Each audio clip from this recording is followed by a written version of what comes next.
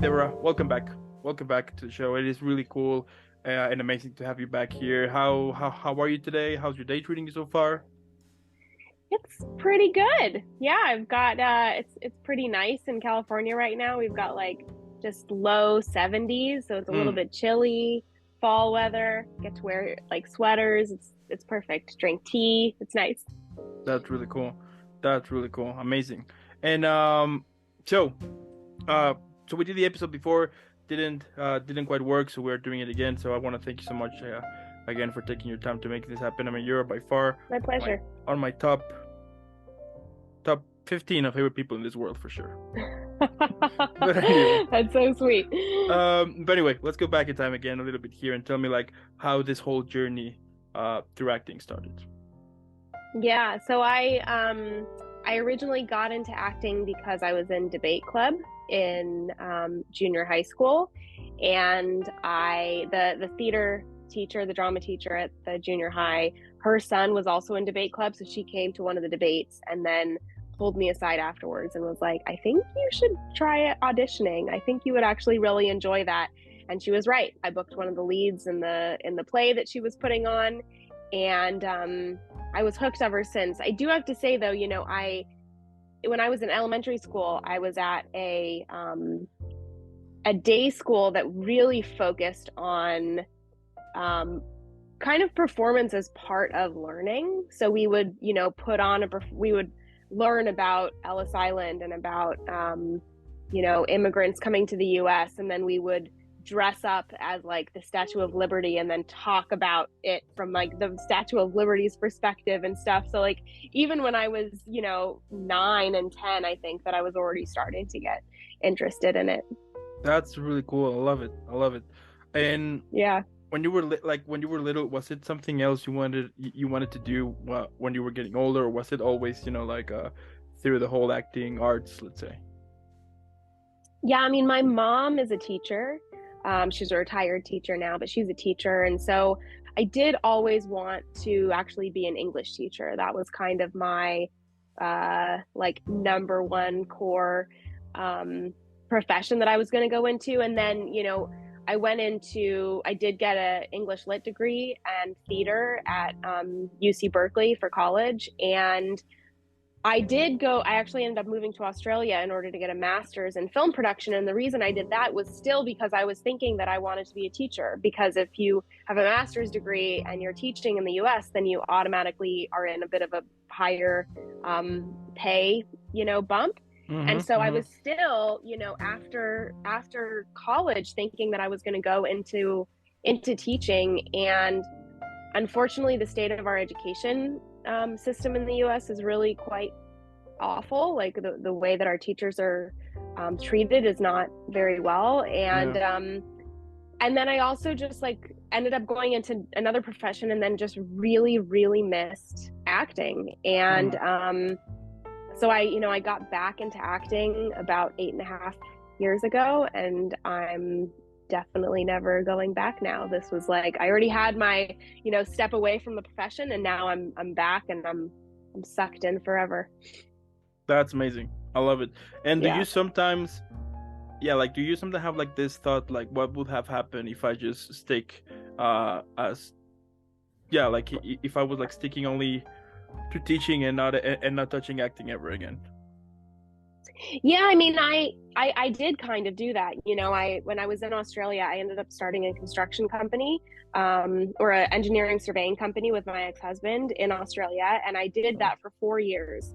And I have a script that I'm finishing up right now that's about that experience, because I was, working in construction. I was one of maybe 15 women amongst 2,000 men, and we would live and work on site together for weeks at a time because it was a fly in, fly out job. And it was a, very interesting experience. And the thing that was the biggest, most important part of that was that I really, like, honestly woke up one day and realized I was actually listening to an interview with Bob Odenkirk, Mm. and he was talking about how he had just been a part of this industry for so long, and how it was really just like the people that you met and like having fun and learning, um to be part of the creative community. And as long as you just like stick it out, like you're gonna be successful. And I remember I was, picking up a survey line, like I was just doing some surveying, and I was like, what am I doing? Like, I don't want to do this. I want to do what Bob's talking about. And I pretty much talked to my ex-husband like later that week, and ended up moving back to Brisbane from the site, and started at NIDA, which is the National Institute of Dramatic Art in Australia. Okay. And I did a summer program there, and then was kind of hooked, and just it's kind of snowballed from there. So That's I've tried the other, like doing a different profession, and it just doesn't work for me. So yeah, I can understand that. I mean, it just doesn't feel right whenever you're doing something that doesn't make you happy now, right? Like regardless of how much money you can make or everything. Like it's so interesting. Yep. Like literally how life is telling you like you're doing wrong here, Yeah, exactly. I love it. Now, talking more about your acting career here. Now, tell me like how you prepare a character. I understand, of course, that it depends on the role, but like, what are usually some of the first steps, or like the first thing, let's say, you always do to start this journey? I mean, I really, for me, music is really key. So I will often have a playlist for a character. I don't necessarily do this with auditions, but once I book a role, I find that, especially if I need an emotional trigger in a scene, like if I have some really emotional scenes, then I will make sure that I've got some songs that relate to what the character is going through, and that kind of like helps me take myself out of my thinking brain and just into my feeling brain, and just immerse myself into the song and allow the character to kind of flow from there. So just like, again, taking the analytical side out and just allowing that immersion into a different form of creativity that then kind of feeds into my actor's journey as well. I love it. So basically you have a badass playlist of multiple songs from all of the characters you have played here and there. That's really cool, because you have like a song for every type of situation though. Yep. Yeah, exactly. I love it. Then I know that if I need to change my my playlist or search for new songs, I know who to call then. Yeah, absolutely. I love it. I can help you out. That sounds like a plan. And like, what character in your whole acting career, like what was that character that took you the most for you to prepare? Like the character that you were like taking more than usual for you to get it done, let's say. Yeah, I mean, I had I've got two answers for that. I played a female Sith in a Star Wars fan film, and that one, even though I actually didn't have that much time to prepare, because the person who was supposed to play my character ended up dropping out because she booked something else, and so I stepped into the role, and I had about 3 days to learn the lines as well as the extensive fight choreography that was required for that role. So that was definitely emotionally and physically taxing, in having to learn all of these different aspects of the filmmaking, and at the same time I was actually filming a different film at the same time. So I was filming during the day this other film, and then at night I was working on the choreography for this film that I was shooting the following weekend. But then emotionally, I would say I shot a short film a couple years ago called I Can't Do This, and it's actually the director's story, and it's about a woman who decides that she's going to find her birth father when she is pregnant, because she wants to be able to find out about any genetic issues or any medical history that she should be aware of. And so she finds her biological father, and then has to confront him. She's never met him before, and he gave her away, and she has to confront him about that, and then realizes that he has early onset Alzheimer's, so he doesn't have any idea who she is. And that was an emotionally taxing role, because not only is just the script itself very emotionally taxing, but it was also that I wanted to make sure that I was doing justice to the director's story, because this was her story, and I'm very grateful that I was given that opportunity, and I knocked it out of the park, which was wonderful. But that was definitely something that I was afraid of going in, and because I knew I was afraid, I was like, well, I got to do it then. Absolutely. I love it. Yeah. I love your journey here. I love your career here. And when you were playing the Sith Lord, Yeah. I mean, of course there were some saber, like some saber fight and everything, right? But Yep. now my question here is because like for some of the interviews that I have seen for actors who have played Star Wars, that whenever they have like, the whole lightsaber, they usually make the noise zoom, zoom, like instantly, like automatically they do it. Now on your case, did that happen as well? No. No, I think that the film itself is actually quite dark. So it was definitely more about, and really what we were trying to do was have it be a short film set in the Star Wars universe instead of Mm, it being a Star Wars film. So it was really about this emotional connection between these two characters okay. that are both emotionally and verbally sparring as well as physically sparring in order Mm. to get through their issues with each other. So no no sound effects because I think we were a little distracted. Yeah. Okay, okay, yeah, I can understand. Yeah, because like Yeah. as I was saying, like on these interviews, for example, for Ewan McGregor once said that the producer was at some like one day was exhausted because every time for the lightsabers they were saying zoom zoom, like in the middle of before like playing. So I was Yeah. wondering like on your case if that happened to you, but that's really cool. That's really cool. And No. Yeah.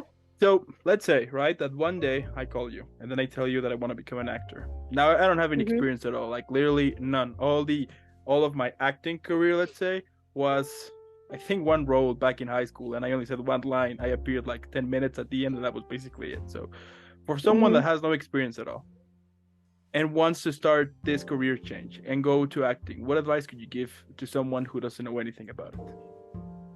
I mean, I think I'm gonna say two things. Number one is not acting advice at all, but it so relates to the acting career, and Mm-hmm. that's to find a stable side job that will sustain you Yeah. monetarily while you are focusing on your career. Okay. Because I personally feel that I mean, some people really like to create in chaos, and I do too, but for me, when I'm feeling like monetarily unsure and I don't know where my next meal is coming from, like I have friends who've slept in their cars before. I have so much respect for them. I could never do that. Like for Yeah. me, if I had that experience, I would do everything in order to, it would just take my attention away from my career. So for me, having some kind of stable side job, whether that's, I mean, honestly, an office job, especially now with self tapes, like I know so many people who now just have a normal 9 to 5 job and then they just self tape on the weekends and in the evenings and whatever. Yeah. Or if it's, your traditional service industry job, I just think it's so important to know where your money is coming from. And then secondly, I would say, it's stereotypical, but it's true, but find your tribe.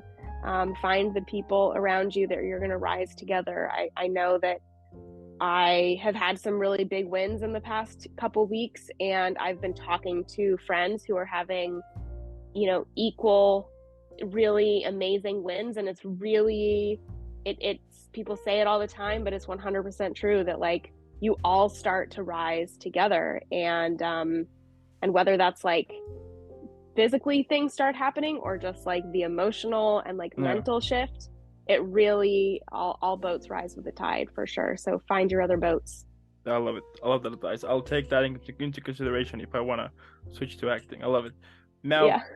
let's say that one day, right? Either Netflix, HBO, Paramount, but you name it. They come to you and say, "We have an idea. I mean, we need to make a film, right?" And then they Mm-hmm. tell you, "Check this out. Check this idea. So we're gonna have this film in which all of the characters you have played at the moment, they're gonna gather to celebrate your birthday. Tell me what would be the name of that film. um, I would say kaleidoscope. A kaleidoscope is something that you look through and it changes Mm-hmm. depending upon how you're looking through it. And I Yeah. think that all of my characters have had a lot of depth and a lot of layers and a lot of um, different personalities depending upon who they're interacting with. And I find that really fun to play characters that have, so much different levels within them. And so I think that it would be fun because they would all be very amicable to each other and be able to get along. But underneath, there would be other things that they were kind of hiding or keeping from each other. And they'd have to, all try and figure it out. It's like a whodunit kind of Okay. story, I think. I love it. Then what would it be? Like comedy, drama, horror? Dramedy. Dramedy. There we go.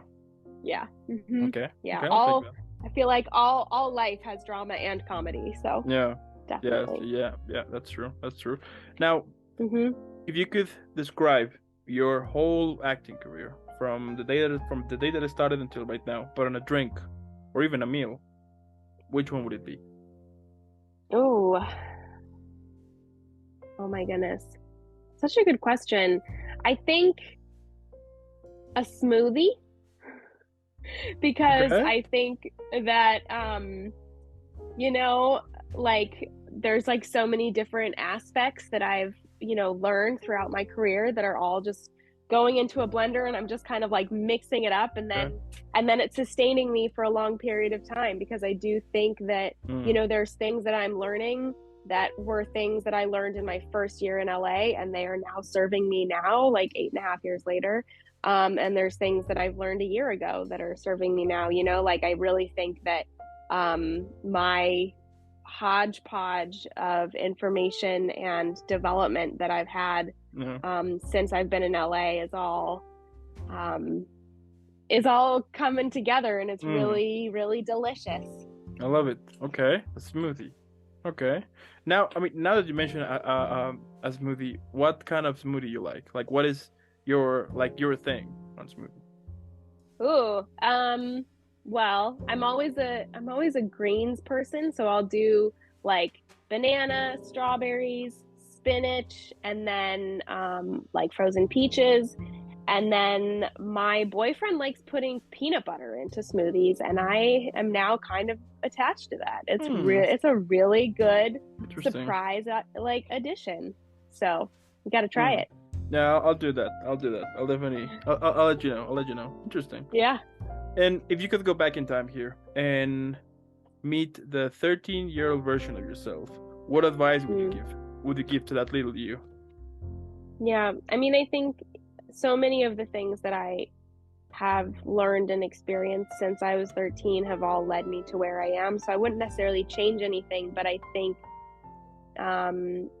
to really, stand and Mm. understand my own worth is so important. I think that's something I'm still, you know, trying to remind myself of on a daily basis.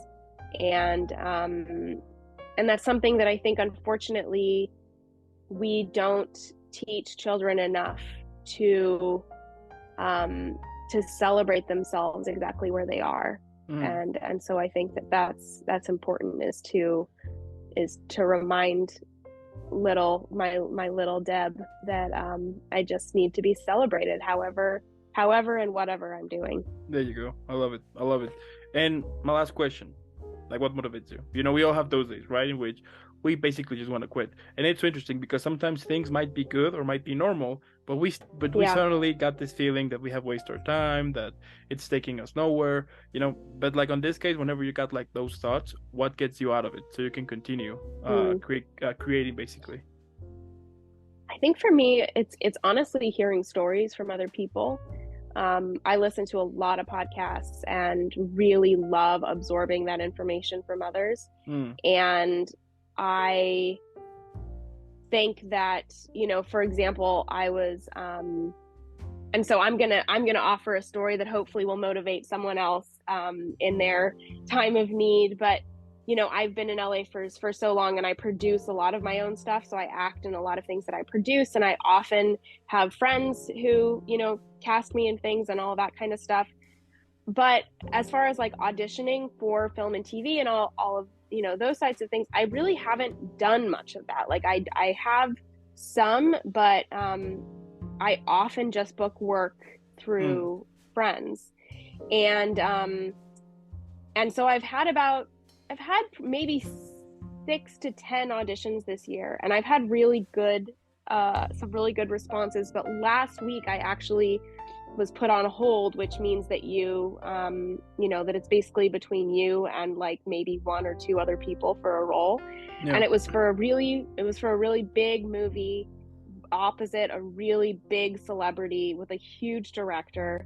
And when they called, or when they messaged me to put me on hold, it was such a moment of relief in the fact that I was like, oh, you audition for things and then it leads to opportunities, right? This is all you got to do. Like, it was just such a nice reminder that, like, if I would have booked that, it would have been life-changing, and who knows what other opportunities are going to come my way from having been put on hold for that project. But I think that it's so important to celebrate those small little wins, and to recognize that they're all, when you look back at your career, you're going to see why those little pieces were so important. So wherever you are, it's okay to be feeling sad and unmotivated, and it's also okay to celebrate yourself, and just know that it'll all make sense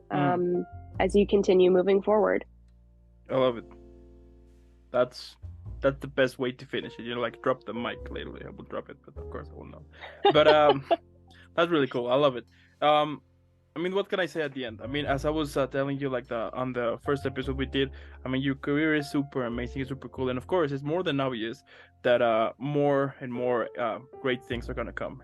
And hear me out. One day, I mean, who knows? Maybe at some point you're gonna have like your own mini action figure, for this epic role for this film. That's gonna happen for sure. Hear me on that, because like the fact that you're doing what makes you happy, as cliche as it sounds, and like whatever they would tell you, do what makes you happy, and as easy as sometimes it may sound, we do know that that it's not, that it can take sometimes even a decade or even your whole life to discover what makes you happy, right? But in this case, the fact that you found it, the fact that you continue it back after putting it away for some years, and then grab it back and make it happen, that is cool. That's badass. And as I said, I mean, everybody's gonna know everything about you in a couple of years. Hear me on that.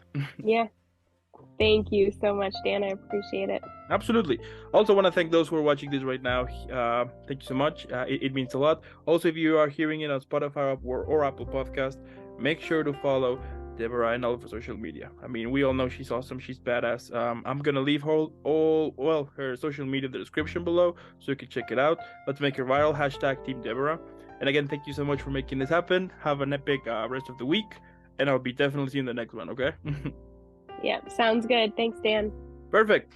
And that's a wrap.